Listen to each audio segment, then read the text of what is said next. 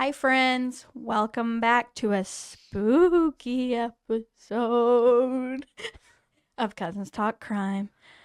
I'm Emily, And I'm Whitney.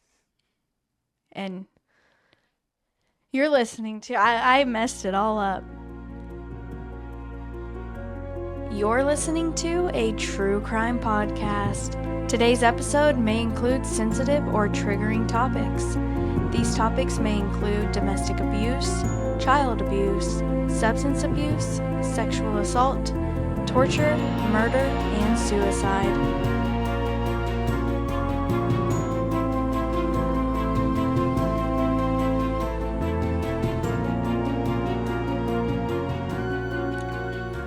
So, it's a little dark and spooky in here right now. It is dark and spooky. I like the spooky here. vibe.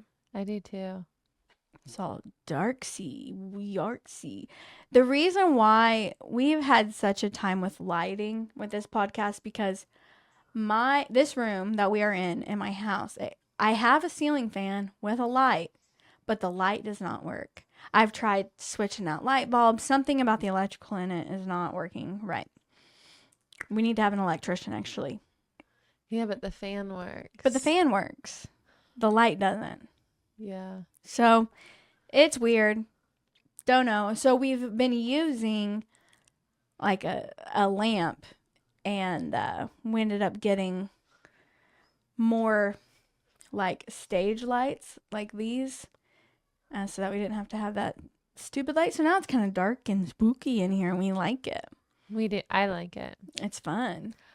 It was weird though because no matter what we did, Emily's side always had more lighting. Yeah.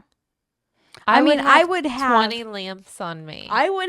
She'd be blinded every episode, and she'd still look darker over there. Yeah. So I'm not sure, but now we both have the same lights, and I think we're pretty even now. Yeah, I do too. I think we're even. I think we're both dark and spooky. Spooky. I'm still in my witchy era. So Emily, what have you been up to?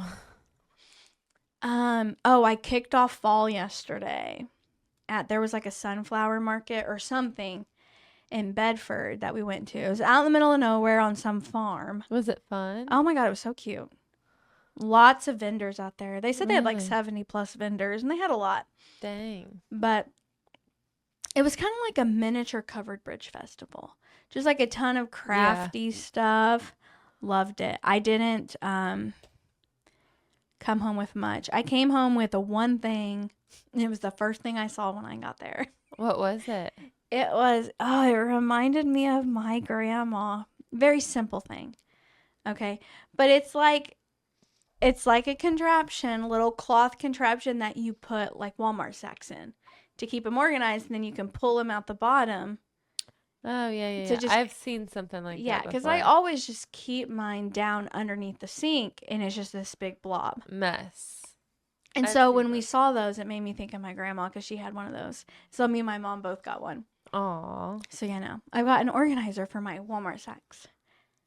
I saw a funny picture on Facebook that was like people in the Midwest trying to decide how they're going to decorate their bathroom using like a gray Walmart sack in their trash can or a yellow Dollar General sack in their trash can. That's like, hilarious. what's the vibe? What's the vibe here? That's pretty accurate, though. Yeah. I don't like the yellow. It's too harsh. Yeah. Gotta do the gray. Yeah. Or white. I have used a yellow, though. Yeah, I've used it too. But yeah, it's harsh. It doesn't go with anything I have, that color. You gotta stick to the Walmart one. Shoot. But yeah, so I kicked off fall with that, and the weather's starting to like actually feel like fall weather. Yeah, We've got the windows open for the Yeah. first time. It was like 45 this morning. Oh, I love it. Yeah. I mean, honestly, I love it. It's my favorite. Me too. But like, I think it's just a tease again. Yeah, I'm pretty sure when I looked up, I think when I looked it up the other day, it was going to be like back in, think next week back high 80s. Ooh, I had, sleepy Yeah, it's girl. going to be like high next Wednesday, high of 88. So Yikes. let's enjoy it for a couple days. We're going to the Colts game tomorrow, like the season Oh, opener. that'll be fun. And like it's going to be cold where I'll need a jacket. I'm You'll love that. excited. Oh, yeah. I love when the weather like finally breaks to where you don't have hot weather the rest of the year. Right, because it's so hard with clothes right now. Like, what do I do? Is it going to be 80 later on today? Yeah. True. For the most part, I have a job where I just go inside and sit in an office that's pretty much cold anyway. So even in like middle of summer, I'm wearing long sleeves because I Yeah. experience the hot when I go out to my car and that's it. So Our office is always cold. Mm. I'm always cold in our office. Yeah. I don't know why they do that. Why do they keep it so cold in there? I don't know. I mean, I'd rather that than them keeping it hot. Yeah. Movies, they're always cold too. Mm-hmm. I don't like that. We went and saw the new Alien movie. I don't know if you've ever seen any of those. Didn't even know it was a thing. So scary. Was it? Yes. It was good. It's good. What's it called? It's called Alien. Oh, good Lord. Is it good or just scary? It's like an OG horror movie. Not an OG horror movie, but it's one of the big franchises. And they made a new one. This is like back when the first Alien movie came out, like 90s maybe. And they made another one. And it is, yeah. Are they bad aliens? Yeah. That's not good. It's hard to explain. Like, do you believe in aliens? Do I believe in aliens? Yeah. Oh, yeah. I don't necessarily believe in what people want you to think they look like, but to think that there's a universe as large as it is and universes outside of this universe, to think we're the only like intelligent life out there, no way. There's definitely more. We just haven't it's impossible to get to them or whatever. Yeah. There's definitely like other worlds out there with. But like when people Intelligent see life. spottings of like UFOs, or like there was that one where that guy said there was an alien in his backyard. Oh no, I don't believe it. I know. I think because there was kind of something like this year where like the government was like, yes, there's aliens. No. Do you remember that? No. I don't remember that. I'm kind of like, I hope I don't trigger anybody on the podcast. Like, I want everybody to believe what they want to believe. Just because I don't believe in it doesn't mean I look down upon you. And if I don't believe in what you believe in, I hope you don't look down upon me. However, people that still go hunting for Bigfoot, I feel like if we could, like if aliens were actually here, or if Bigfoot was actually here, we'd have legitimate proof by now. No, I do believe. No. In like that megalodon or something, like in the ocean. Like, I mean, there's no way we can know what's all in there. Oh, the ocean is massive. Impossible. Yeah, no. People say like that expired, that big, huge. I guarantee you there's still things like that down there. Mm-hmm. Did you watch that show, that movie? Someone just found a tooth recently, supposedly. Oh, of a megalodon? Mm-hmm. How big is the tooth? It was huge. I mean, those things are humongous. I know. That's why I'm thinking, like, how big is her tooth? It was huge. Like, what do you compare it to? The size of a car? Is that too big? I think that's too big. Okay. The size of a door? No, too big. That's the size I don't know. Anyway. But I believe stuff like, I mean, I don't think we can know what's all in the ocean. No, ocean is scary. They're still identifying the ocean. They're still identifying species in the ocean. They are. Yeah. Did you watch that movie Megalodon with Jason Statham? Mm-mm. Where it's so. If you think a megalodon is real, watch that freaking movie. It is so good, Whitney. It's a good movie. It makes you believe that a megalodon can really exist. Oh, I believe it. And how it can. Literally watch it. Your mom loves Jason Statham. I don't know how you haven't watched that movie. Well, he's in 500 films. It's really good. He plays the same mechanic in most films. Yeah, I understand. But no, it's actually, no cap, really good movie. People make fun of me because they're like, that's just another one of them stupid movies. No. It's good. It's actually really good. You believe in that too.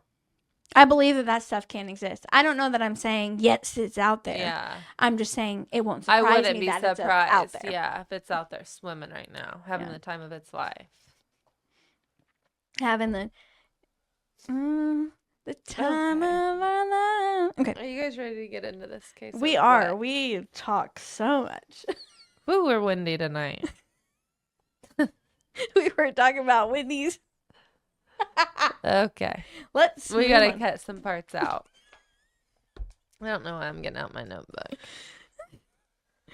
Got my notebook out, ready to take some notes. This case took place in Evansdale, Iowa. I was gonna see, I'll do it real quick, how far away that is from us. So it's quite a little trip. It's 451 miles. It's about 6 hours and 45 minutes. So I just wanted to get a feel for where this place is. So 6+ hours. Yeah. So this is the story of Lyric Cook and her cousin Elizabeth Collins. Lyric was 10, Elizabeth was 8, and they were reported missing to the Evansdale Police Department in Evansdale, Iowa on Friday, July 13th, 2012. The girls were last seen around 12:23 p.m. and then spotted again by some eyewitnesses around like 12:30 and 1. The Evansdale, Iowa City population is about 4,700. So it's a That's about the very size of small town. Linton. It's about the Yeah. size of Linton. I think Linton maybe it's a tad bit bigger than that. Yeah. And I will get started into this. So they are cousins. Lyric's parents are named Misty and Dan. And then Elizabeth's parents are named Heather and Drew. Misty and Heather are sisters, so Elizabeth and Lyric are cousins. Okay. And they do call Elizabeth Lizzie, so it's hard because there's Lyric and Lizzie, so I try saying Elizabeth so I don't get too confused. Okay. I'm going to talk a little bit about the girls. Lyric Cook was born on October 2nd, 2001. She was 10 years old, 4'11", brown hair and brown eyes. Both her parents had issues with drugs and spent time in jail for periods of time. Lyric was primarily raised by her grandma and her aunt, and she was really close to her cousin Elizabeth because of this. They actually had like a sister relationship since Elizabeth's parents helped raise her. I know when Lyric's mom was 8 months pregnant with her, she got like a 3-year prison sentence. So she didn't get those early years at all. Elizabeth Collins was born on July 31st, 2003, and she was 8 years old when she went missing alongside her cousin Lyric. She stood 4 foot 1 inch tall with brown hair, brown eyes. That day that the girls went missing, July 13th, 2012, it was a particularly warm day, and I know because I saw an interview. Heather, which is Elizabeth's mom, she said that her husband Drew left around 6:30 in the morning for work, and he always leaves early. And that she said Elizabeth woke up early and got in bed with her, and they snuggled, and they talked about planning her birthday party, which was coming up, and what they were going to do for it. And she wanted like a Hawaiian theme. Oh. And she said her mom and Lyric were getting ready to come over to her house to watch both the girls. Heather had to run like a bunch of errands that day. I don't think she had to work, but she had plans to do stuff. Now, Misty, Lyric's mom, had to be at work, and her and Lyric's dad were separated at this time. Okay. I believe it was Lyric's grandma who picked her up and took her to Heather and Dan's house. So she was watching the kids there. Yeah. Okay. This wasn't like an unusual setup. I think this happened a lot. The grandma came over, they brought Lyric over, and she watched the kids. There was other siblings too. But Lyric and Elizabeth always liked riding their bikes, and the grandma had told them always that they had to stay like within the block radius. Like the grandma in an interview made it seem like she could always step outside and yell at them, Okay. but they were still allowed to like go a block or two, but they knew they weren't allowed to go any farther than that. She said on this day, Lyric's mom was getting off work around 1, and she said she was getting ready to fix the girls' lunch, and she said it was around 11:30. She told them not to go far because her mom would be there soon to pick them up. She was getting off at 1. And she was going to take Lyric to the pool. I guess when the grandma gets done fixing lunch, she peeks out. She doesn't see the girls. She's not like too. She kind of yells for them again, gets outside, doesn't see them anywhere. And I think now it's about 12:45. Like the mom should be getting off work. She called Misty and said, "Are you coming soon? Because I can't find the girls." And Misty's like, "What do you mean you can't find the girls?" And she's like, "Well, they were riding their bikes. I told them to stay close. Like, I don't see them anymore." And she was like, "I'm on my way home. Like, I'll pick you up and we'll look for them." Heather got the same phone call from her mom, and she thought something was immediately wrong, and she headed straight that way. And she said by the time she got there, no one was there because the grandma and the other mom were riding around in the car. They said they looked for probably 40 minutes and didn't see the girls anywhere and came back, and Heather was there. And then her husband got home from work, and they told him. And I guess Drew wasn't as worried as everyone else. He was like, they probably stopped at a friend's house, like thinking they just lost track of time. They do have friends in the area. He's like, let's go to all their friends' houses. So that was their next step, is they started going to each of the friends' house. After they had stopped at multiple friends' house, Heather decided it was time to go to the police station. And so this is at 2:42. So this is like a short window. Yeah, that's a pretty short window. Yeah, they got off work, they searched. I mean, I've seen 2 interviews with the grandma. Once she said she saw them at 11:30, the other said she saw them at 12:15, which maybe she did. Like maybe that's when they first started writing and she peeked out again at 12:15. But So they went to the police station at 2:42. Okay. Yeah. The police chief said that Heather come in and said she couldn't find Elizabeth and Lyric. He said, and she had told him that they started checking their friends' houses and they've looked for the past hour and they can't find them. It was a really hot day, and I guess everyone started looking for them. Police and firefighters started a search. At 5:45 at Myers Lake, they found 2 bikes and called the parents down to identify the bikes. So 3 hours later, they found these bicycles at Myers Lake. How far is that from their home? I do not think it's very far. I think if you Google map it, it says like 5 to 6 miles, but I think that's on from like street directions. I think from what they've said in interviews, it's like less than a mile shot Okay. or like a mile, if you're not taking all the roads. Gotcha. They came down and identified the bikes as the girls, and they started looking around and saw Elizabeth's purse, which still had her phone in it. So she had a phone, but it wasn't active or on. It was like a phone she It was used like for a play games. purse or something. Or not a play purse, a play phone. I think it was like one of the adults' phones that no longer had like minutes or you know what I mean? And she Yeah. played games on it. Gotcha. That's what I got.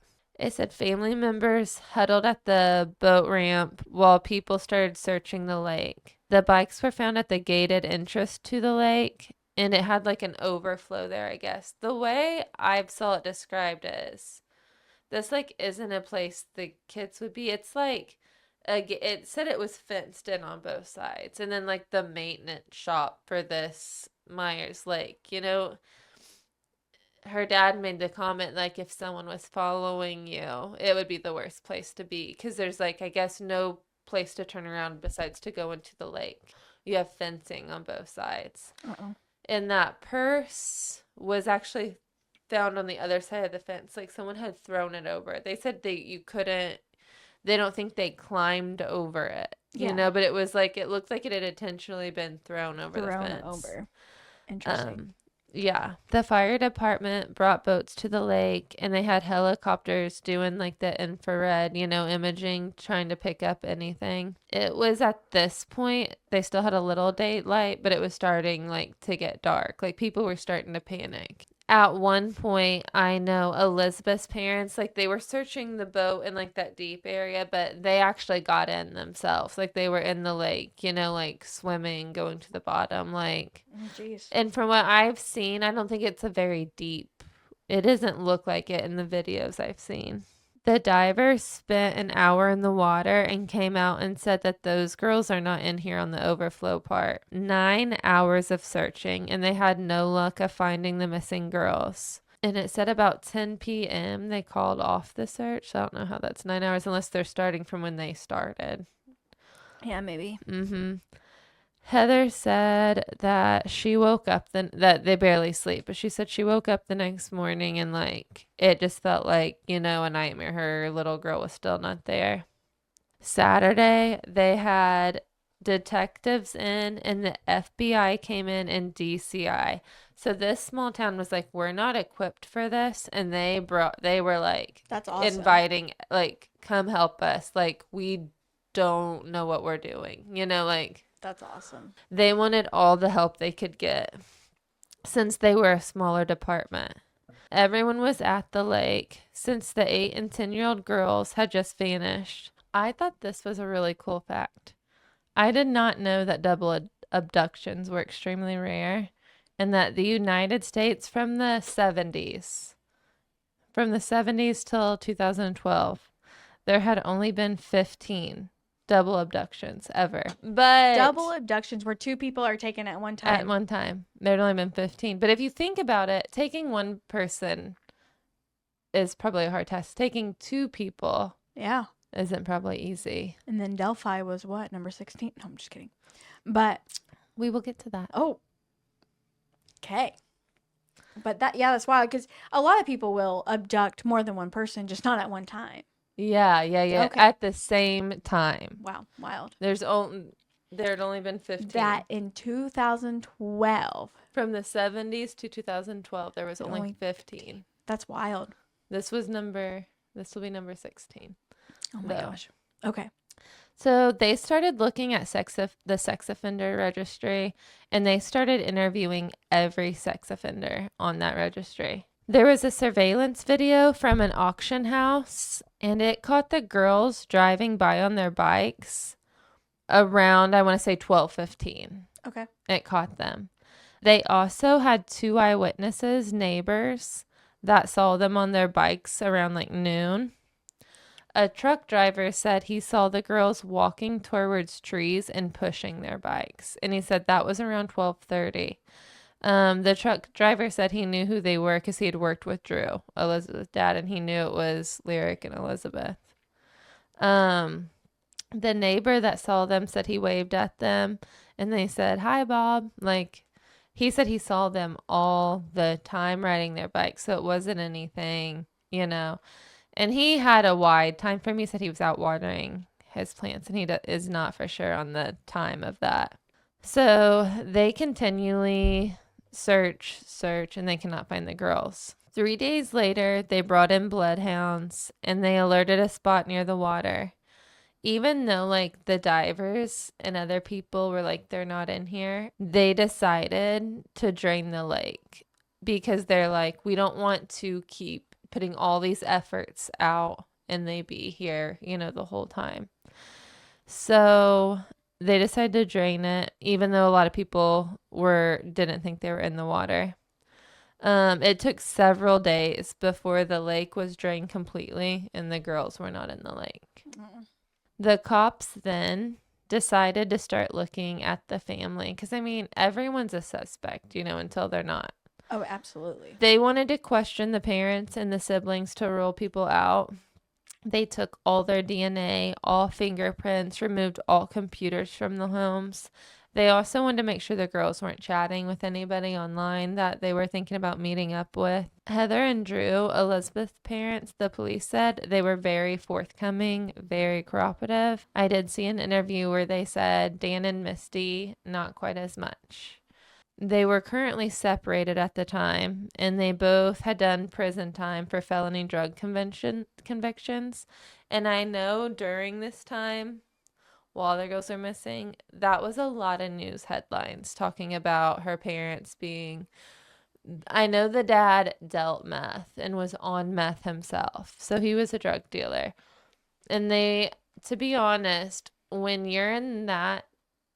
that's your acquaintances, you're bringing in a lot of bad people into your children's lives. I mean, Absolutely. the strew of characters that come with meth, are probably not all the best characters, Yeah, and it's sad because they're not necessarily bad people, but Mm-hmm. what people will do For meth. for meth That's when all they they're can think addicted to about it, they'll do anything for it. to get that fix. So that's what, yeah. And I already brought this up. She got a federal indictment when she was 8 months pregnant with Lyric. The day before the girls went missing, Dan had just like bonded himself out. He had like got released from prison. It was very brief before she went missing. And I guess it was because, and I don't really understand this, but he was negotiating a plea deal. He was going to plead to a bunch of charges and take a lower sentence than what they were already sentencing him, I guess. Mm-hmm. So maybe he was just in jail and he got out and he knew he had this court hearing.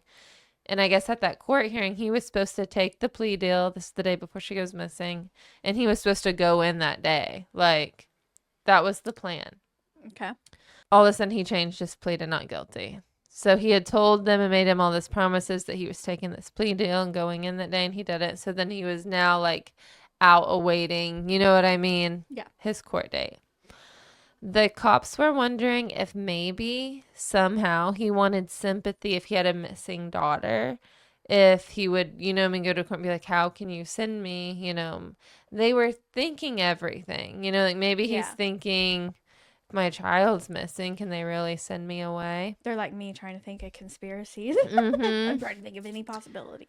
They zoned in on them hard. They called in Dan and Misty to take polygraph test. Dan told them that he had been actively using meth, and they said that wouldn't alter the results. They both failed the polygraph. Wow. Mm-hmm. And after they failed the polygraph, they terminated talking to police. Wow. Now, Heather and Drew, they passed, and this put a rift between Heather and her sister, Misty. She herself started to question, like, what was going on, Yeah. And like, are they have something, do they have something to do with this? she was even more upset that they weren't cooperating with them. She was like, you know what I mean? Like, she couldn't understand that. I saw an interview, and they asked Heather if she thought her sister was involved. And she responded and said she can't answer that question because she doesn't know, but she prays that she had no part in it. Misty had worked with the police, and Drew, this is Heather's husband, said that she took down some pretty big drug people. So that was like a worry for him. She had like ratted on some pretty big names, I guess, to get a lower sentence. And he said that worried him.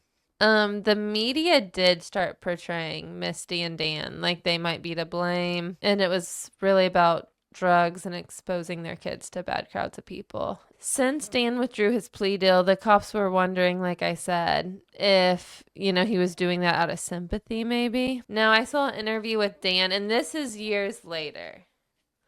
And he said he never owed money into anyone. He was never in like some big drug gang. He was like, I was addicted to meth. I cooked meth. I used meth. He was like, I wasn't in some type of, you know what I mean? He wasn't Heisenberg. That's what he was like, I didn't owe people money. People didn't owe me money. He was like, I might have sold a little bit of it to get by sometimes or to make more. But he was like, I was never in some kind of, like drug lord situation. Now. He wasn't on Heisenberg's hit list. Right. Okay. So remember, he failed, terminated talking to them. He decided to get clean for 3 days. And then he went back to the police station. He was like, I haven't used in 3 days. I want to take your test. Ask me every single question. And he passed every single one. And he was like, I was all jacked up. I hadn't slept. I was on meth. My kid's missing. Like, no wonder why I failed. Like, that's Yeah. basically what he said. And he said after he passed and talked with them that they kind of let him in on, you know what I mean, Hmm. what was going on. And they kind of got off of them.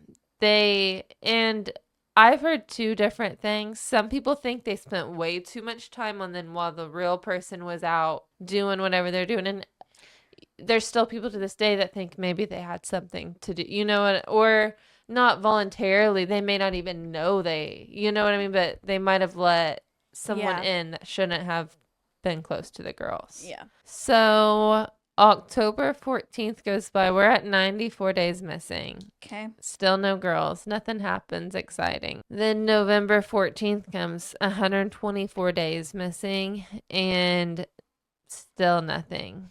Jeez. And this is when the parents decide to write a letter to whoever kidnapped the girls. And I wanted to play that for you guys. To whom it may concern, we don't know who you are, or maybe we do. Maybe you are someone who just acted upon an impulse. Maybe you plan to take them. Taking the girls from us has caused much pain. Pain for them, pain for us, and our families. Maybe you've wondered how you could ever make it right. How to be a hero, not a monster. We want you to know that we are praying for you to do the right thing. Police let our girls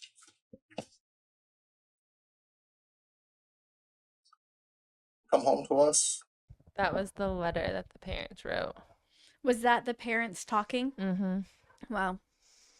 Yep, that was the actual parents' voices.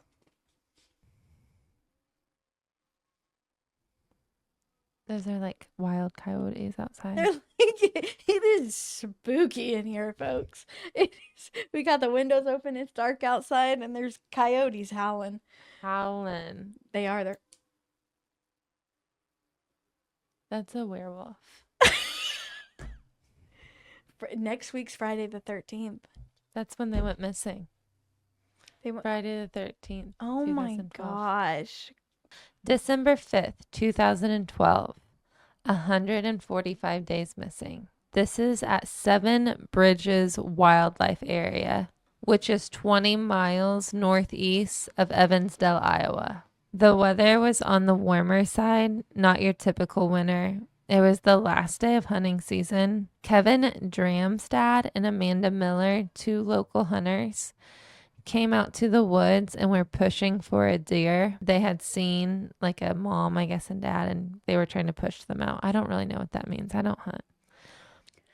They said they felt guided back to the back of the woods by some kind of greater force, that they needed to go back there. Interesting. They saw a pink cloth, and underneath of it was a human skull. And then they looked, and there was another human skull and a shoe. And then the more they looked, the more remains they seen. They called 911 and said they are pretty sure they found human remains.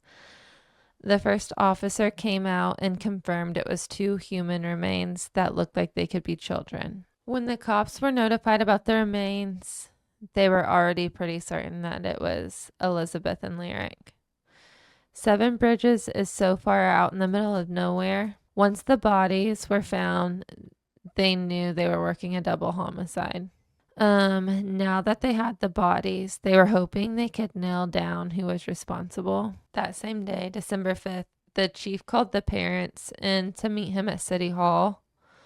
They asked if they had found the girls, and he told them that he didn't know. The parents said they immediately thought they're dead.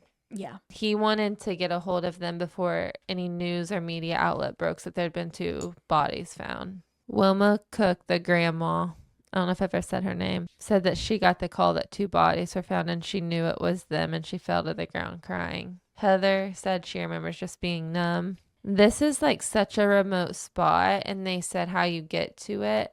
Only they said locals know about it. Like you have to be from, it'd be like something or, you know what I mean? Yeah. Like someone wouldn't just randomly pick that spot on a map. The girls still had their shoes on and they were found together. Detectives have never released if the girls were sexual assaulted, and they've never told the parents the manner of death. They still to this day have not told anyone how or what happened because they only want the killer to know that information. Which makes sense, I guess, is pretty smart. Because they said they've had someone come in and confess. And they were like, he wasn't even, close. And they're like, we don't want even the parents knowing. So the parents do not know how they died. Wow.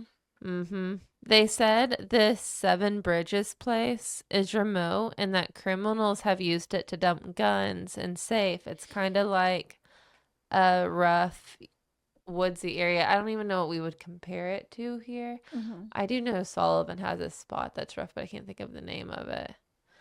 But you know what I mean? It's like you probably wouldn't want to go there at night. No, absolutely not. Doesn't sound like a place I'd want to go at night. They did say that. I mean, it was the girls. They confirmed it with records, but they wanted to call in the parents before they saw it on the news. Which is good. Mm-hmm. A short period of time after the bodies were found, they conducted a lot of interviews. And anyone who had a hunting license in that area, they interviewed them. Anyone that would hunt there, anyone that knew to go, that if a hunter knew someone else that had went there, they interviewed every single person. They said that knew this spot or were familiar with it. As of now, they have talked to over 300 sex offenders, interviewing them. So I brought this up before. Since the 70s, the double abductions, this was number 16 in the United States. Okay.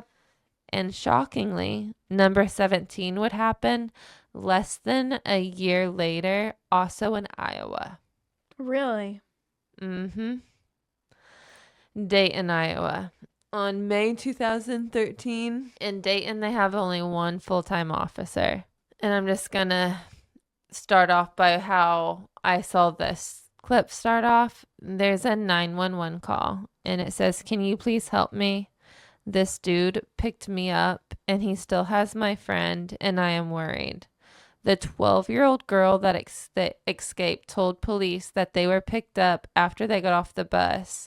She said a guy in a red truck had stopped and asked her and her friend if they wanted to make money by helping him mow some land. Desi is this girl's name. Desi Hughes. And her friend was Kathleen Shepard. And she said they're best friends. They get off the bus every day and go to each other's houses. Mm-hmm.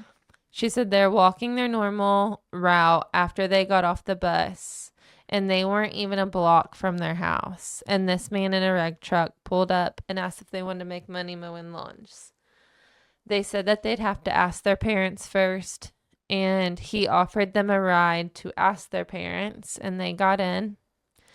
And Desi said he started going the opposite direction away from their house. And that she immediately felt uneasy. Desi is 12. And Kathleen is 15, I believe. She said they mentioned again that they need to ask their parents, and he said they could use the phone at his house.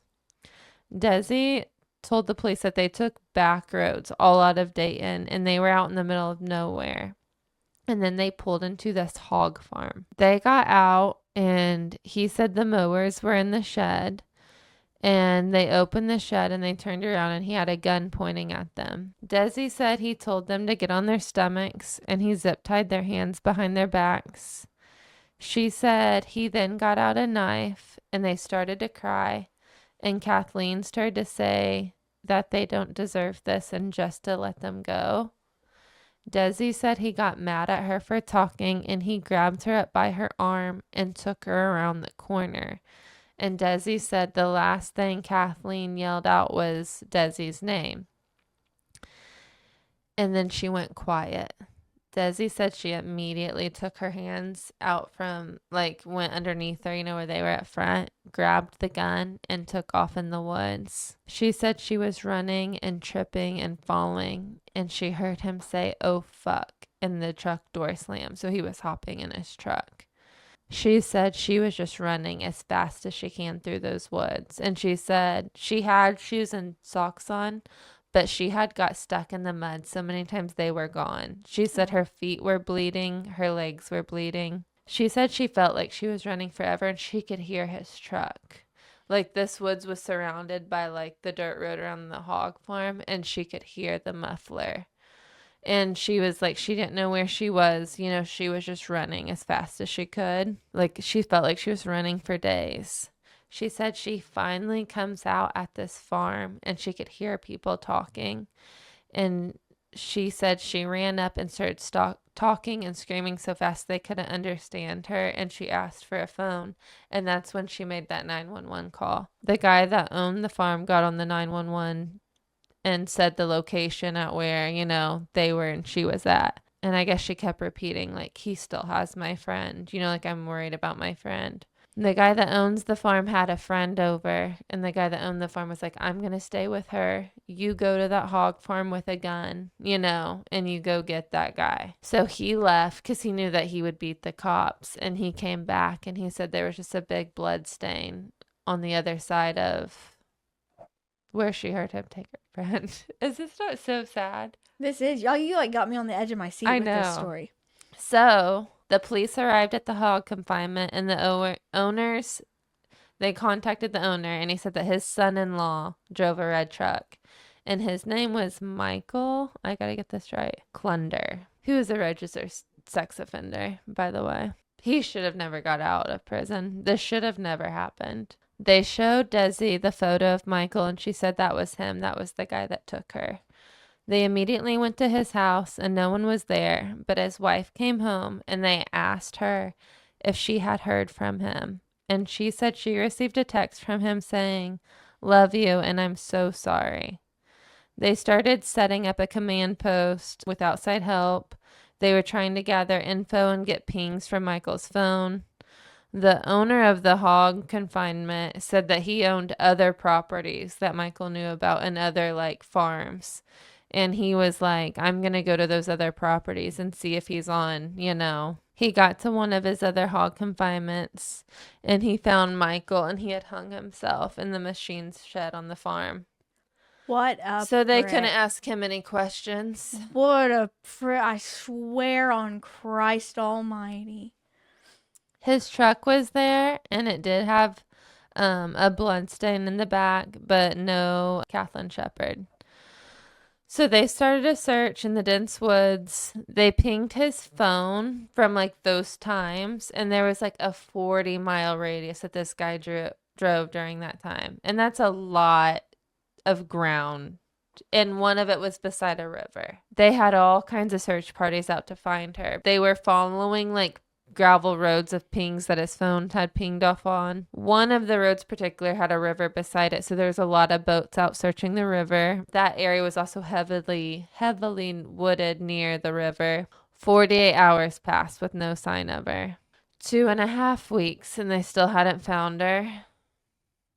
On June 7th, 18 days after the abduction, the search team found her in the river.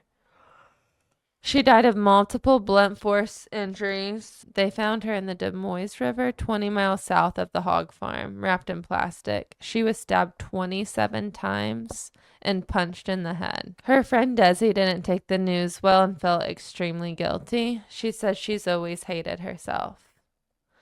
She said she felt like she could have done more to save her friend, but yeah, I was right. Desi's was the 12-year-old at the time, and Kathleen was 15. So, I mean, she's 12 years old. And police state if she would have, they both would have been dead. Let's be serious.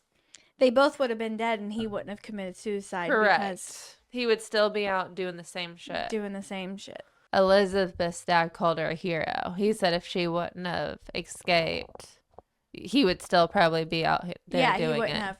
The second someone escaped, he's like, oh, gotta commit suicide now. Yeah. Because he's obviously done some bad shit. Immediately after the Dayton, Iowa case, people started drawing connections to the Evansdale case right away because they were so similar. I mean, 2 Iowa towns, 2 girls, less than 100 miles from each other. And then I got to talk about Michael here. Out of the what we're at now, so 15, 16. Was this number 17? Yes. This would be number 17. This wasn't his first one.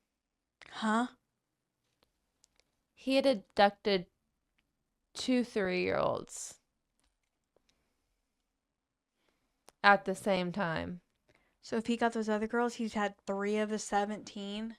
He was released from the prison system in 2011 after serving less than half of a 41-year sentence he received in the 2 kidnapping cases in 1992. Iowa law gives inmates credit for an additional 1.2 days for every days they serve. So he had a 41-year sentence, and he did half of that. Department of Corrections spokesman Fred Scalati said officials declined to seek his confinement for treatment when his prison term expired because they didn't have enough evidence for a court to declare him a sexually violent predator. He said Klunder successfully completed a sex offender treatment program and did not show any signs that there could be any more potential problems. Once released, Klunder attended a semester at a community college, married 33-year-old Lisa Flagstay in Florida last year, and recently bought a house with her in Stratford. Records show he worked at an agricultural business in the area. 6 feet 6 inches tall, 240 pounds. He had periodically checked in with authorities as a registered sex offender, but because he was never convicted of sexually abusing a minor and was considered a second-tier offender, he did not face any restrictions on where he could live, and he was less frequently monitored. After he turned 18 in 1989, Michael was sentenced for attempted burglary and assault. A judge ordered him to receive sex offender treatment during a prison term of up to 5 years. He served 2 years before being released in August 1991. In December 1991, Michael flashed his lights to get a 22-year-old woman to pull over on a highway outside Mason City and told her that her taillights weren't working. When she got out, he threw her to the ground, got on top of her, threatened her, and had a knife, police say. He wrestled her into his car, turned down a gravel road where the woman waved out the window for help to an oncoming vehicle. Michael pushed her out of the vehicle and fled. The next day, Michael snatched 2 3-year-olds from an apartment complex in Charles City. Michael was very angry at one of the toddlers, who was the daughter of a female acquaintance. Michael put the girls into a trunk and drove them to a secluded area in Northwood about 50 miles away and left them in a trash bin. A county worker found the girls alive hours later. A doctor later found that one girl had been choked. My impression is that he was somewhat of limited capacity. He didn't like how the one little girl had behaved, said the attorney. Klunder was arrested days later in Houston, pled guilty to a 3rd-degree kidnapping and 1 count of willful injury for abducting the toddlers, and was sentenced to 30 years in prison as part of a plea deal. He was sentenced to 11 more years for kidnapping and assault of the 22-year-old woman, but again, he did half the time. He got out in 2011. The other one occurred in 2012. This one occurred in 2013. Talking about people getting out. Like, why was this guy walking the streets? I have no words. Like, there's literally, this is the saddest. Like, this is sad. This is sad. Why take plea deals off the table is just stupid as shit. He Just completed because you a program. Yeah, that's the worst kind of sex offender, or the people that are smart enough to know it's bad, so they pretend that they're rehabilitated. Yeah. They're the worst kind of people. This guy is a monster. He is a monster. I wish he wouldn't have hung himself. No, me neither. So, He's a little bitch is what he is. I'm glad she got away. Thank God. Don't get in people's cars. No, and this goes out to a warning for all these small little towns. I mean, I love that kids get out and ride their bikes, but I mean, anybody can be on their street. This can literally happen to anybody. Yeah. And I don't want to scare people, but it can. It can literally happen that fast. Unfortunately, it's the world we live in. Mm-hmm. So, everyone is making comparables. I mean, so the cops look into Michael for a whole year. And I mean, I think they were doing cell phone pings. They were trying to figure out, was he in the area? So a year goes by and they rule out Michael as being a suspect, and they don't tell the public exactly why they ruled him out. I did see 2 detectives have interviews, and they're like, they personally think he is 100% good for it. Now, I have heard that his cell phone pinged where he lived, but there's a lot of people that say maybe he didn't bring his cell phone. I mean, I don't know. That's a hard one. That's a hard one. He probably did. Yeah. He would have. I think that's what ruled him out. I think he had phone activity pinging that day. What the statement I read from the detective that saw the pings, he said it would be nearly impossible from where they have him for him to get there and back in that time frame. Yeah, and they still haven't disclosed whether the girls were sexually assaulted or the manner in which they died. It may not match anything. They may not have been sexually assaulted.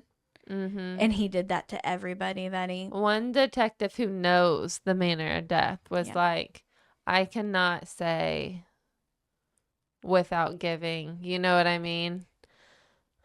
But I mean, that's the $1 million question. I would love to know, are they like, if they're like exactly the same, like, you can't convince me he didn't. But they also probably want to continue to investigate, because what if you say it is him? He's dead. And then the person that actually did it gets away with it because you've decided that it's him. Right. So I do know that they ruled him out. And after they ruled him out, I haven't got into this far, because when did the what's the Indiana one? Oh, the Delphi murders? Yeah, when did that happen? Oh, that happened, I'm thinking like 2017. No, maybe not. He's just now going on trial, so maybe it just happened recently. No, February 13th, 2017. Oh, so he's been a long time going to trial too. So this was That's 7 2012, 2013, and then 2017. I know from the interviews I watched, when the Delphi murders happened and they had that guy on video, this Evansdale, Iowa, still being unsolved, still ruled him out. They immediately wanted to know, like, is this our guy? You know, all those cops were like, is this our... The parents said, they were like, is that him? Like, is that who murdered our daughter? But he was the guy that they've got for it right now. He's a local, right? I think he's local. And they both said the same thing. Each one says this is a local person, like when you profile it. Yeah, so he probably isn't the same guy from Delphi. No, but I know when it broke, they all were like, is that the same? Because, I mean, it's not a big years difference either. No. This is what they said. The suspect chose Seven Bridges because he was familiar with the area and knew it was secluded. I guess it's a very secluded place.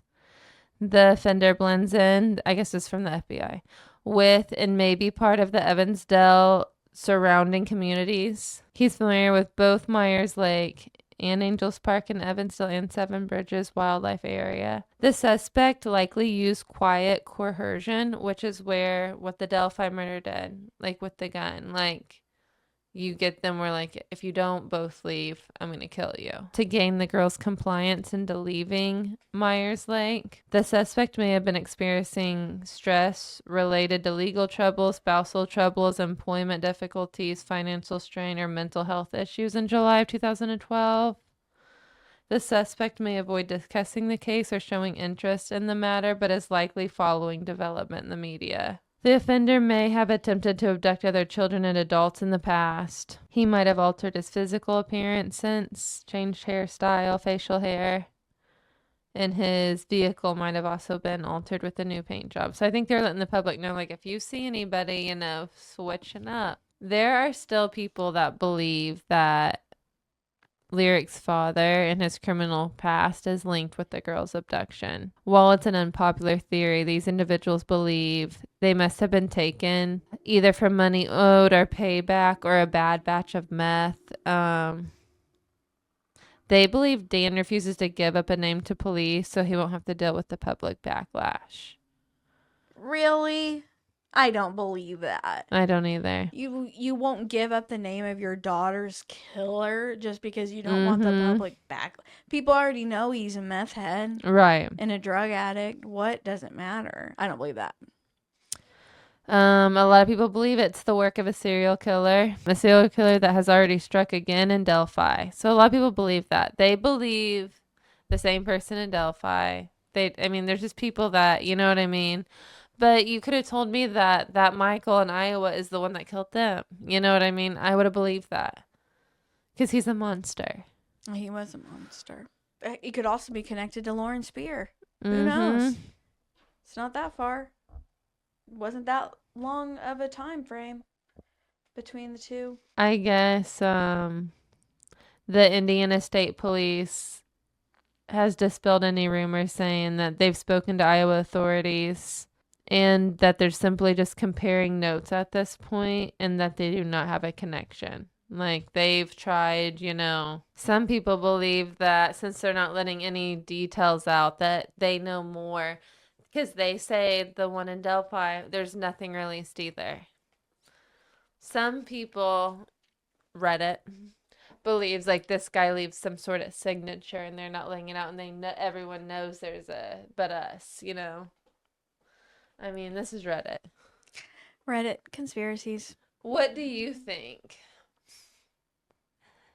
Who do you think did it? What would be...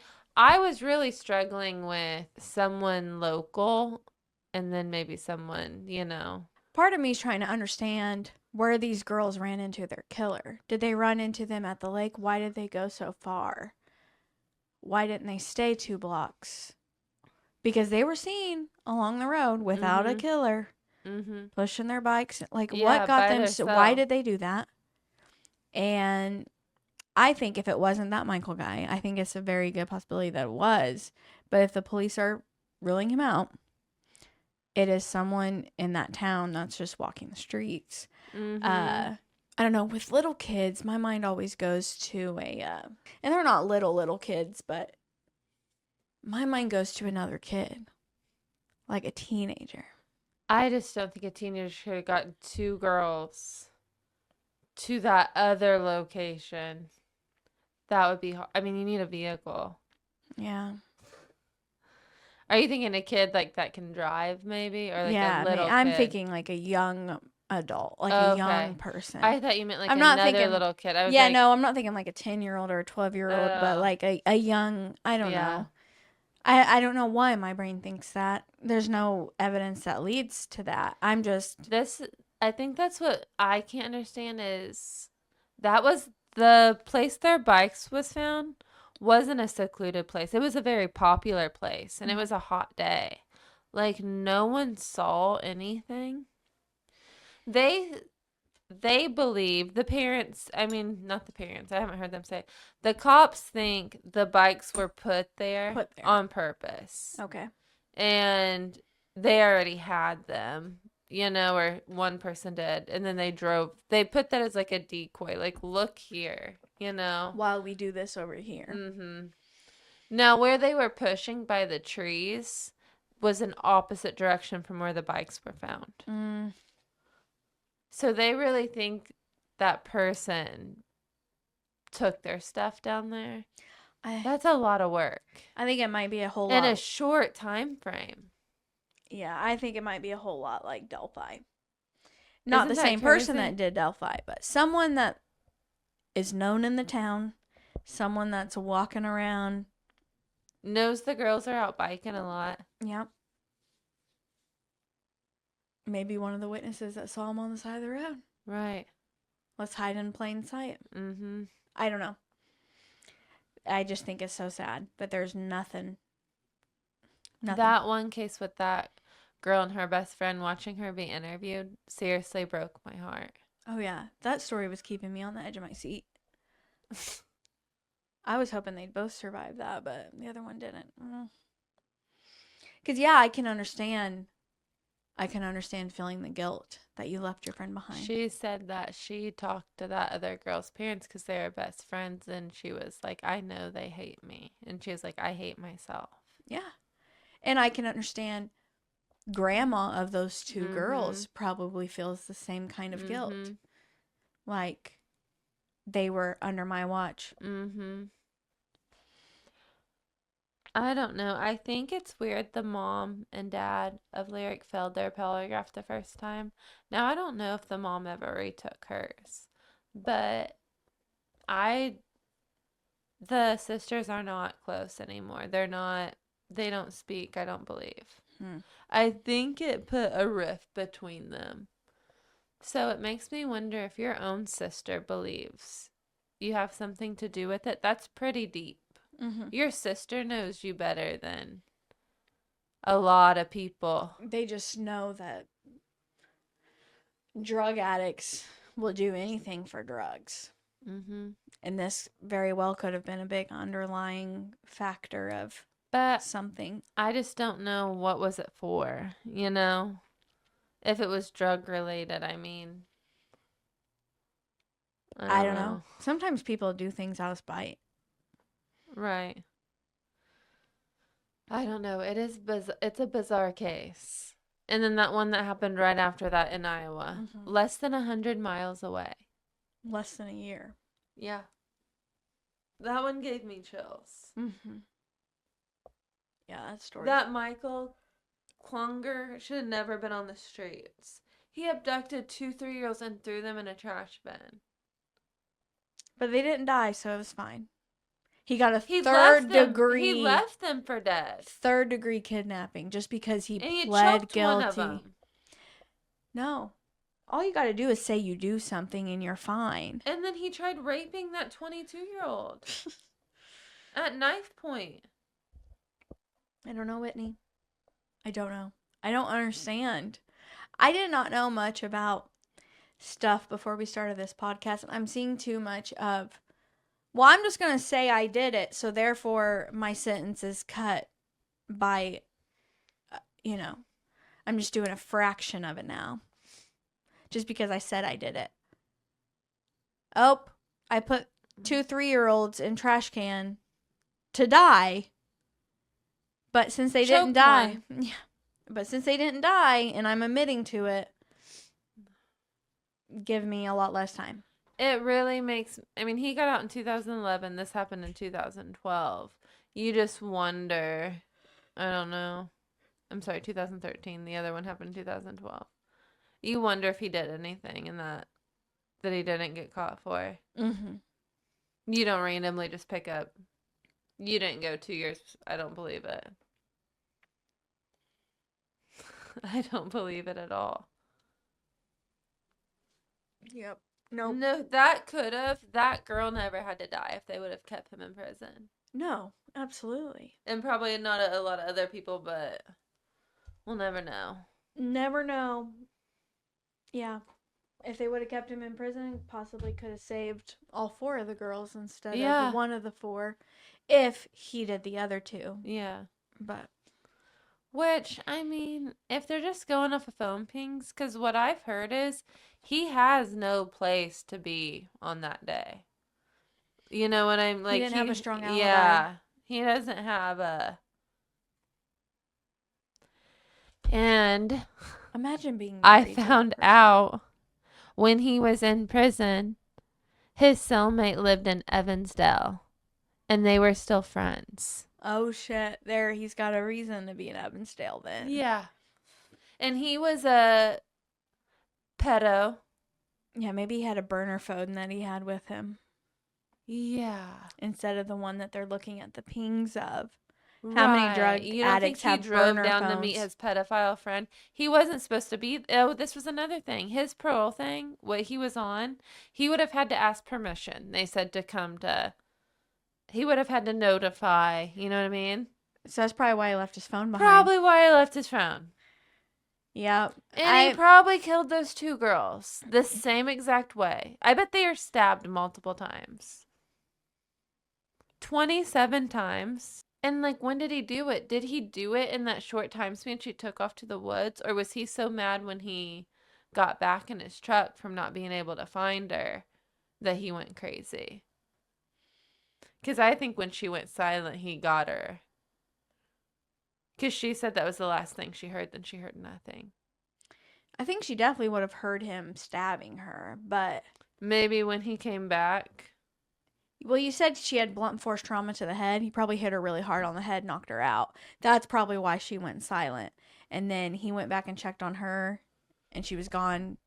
Came back and stabbed the I don't know. Yeah, like in a rage. And then went and killed himself like a bitch. Yeah, like you can't even tell it. Like you can't even own up to what you did. You text your wife and tell her, I'm so sorry. Imagine being married to this monster. And just imagine. Nightmare. That person was in your bed. No, But dude, like, why would you you marry can't him? tell me he didn't do the other. They're so similar. I couldn't marry a person that put 2 3-year-olds in a trash can. Right. So Left that's them on to her. die and choked one, by the way. Choked one out. He was mad at them for some reason. It was probably They'd set him off. God. Ugh. They said with the rap sheet he had, he should not have been walking the streets. No. Well, not Larry Eiler got to walk the street and killed another kid. Keep these people in jail. Keep him in jail. My God. Holy moly guacamole. That sucked. I did find something crazy on Reddit. Yeah. It was a link to like a community post in Evansdale, and they still have this thread up where you can go back, and it is the day they went missing where they are like everyone's chatting about it, and it was kind of creepy. People are chatting in Reddit in a small town. It's not Reddit, but they put the link to like okay, I got you. where you can see the comments, and it's like it looks like Facebook almost because they're like updating, praying they're found. This is all the same day, then it's the next day. Like, you know what I mean? Like, have they been found? I heard this. I heard they find their, you know what I mean? Mhm. Their bikes. Like, it's kind of weird because they still have it. It's still up. You can see it in real time. Ugh. Yeah. It gave me the heebie-jeebies. Yeah. Because when you're reading it, you're like, none of them know what happened at that point because they're not found till, you know. Yep. Well, that's all I got. That's all you got? Good. Let's get that one over with. Yeah, that was rough. That was hard. That one was rough. I'm not sure what I'm doing next. Just fly by the seat of my pants. I'll have to find another good one. No, I liked that. That one had a lot of information. Mm-hmm. I listened to Crime Weekly's podcast on it. Everyone's done that one. And I hadn't heard of this one either. I live under a rock. I don't have TV. I do not have Dish Network or Direct. I don't have that. I haven't had that since I lived with my parents. I'm just not a big TV person. Yeah. And so, like, my sister-in-law, she loves watching Oxygen, ID. She loves watching reality TV. So, like, that's her hobby, you know? And so, she probably knows all this stuff. I don't because I don't watch that. I probably should, but I don't. No, but I hadn't even heard this one in the news. Like, that Mm-mm. wasn't that long ago. No, it wasn't. And remember, I told you the Delphi case got so much. I was like, this one is so similar, but I've never heard anyone talk about it. Yeah. And it still is unsolved, which is crazy. It is. I feel so bad for that family. Look at our spooky vibes. Spooky vibes. Maybe we'll just do spooky vibes from here on out, especially Mhm. during this time of the year. Yes, I got my Michael Myers. And is that Freddy? No, Jason. that's Jason. Jason. Freddy. Freddy's the nightmare guy. Yeah, He's the one with the burnt face. With the claws. Yes. Love it. Michael and Jason. All right. Buddies sipping coffee. Well, thank you guys for joining us. Let us know what you think about this week's episode. Give us a like, give us a follow, give us a comment. Just let us know. We love the interaction. Yes. You can find us on Facebook, YouTube, Spotify, Apple, Podcasts. Amazon. Yeah. Amazon Music. Yep. Yeah. Reach out. We love when people interact with us. So, yeah. Or you can join Patreon. Yeah. Our Patreon. Yeah. I need to start promoting it more and working on it more. and yeah, I've just our been free so time. busy that I've been neglecting it real bad. So I feel so bad for our.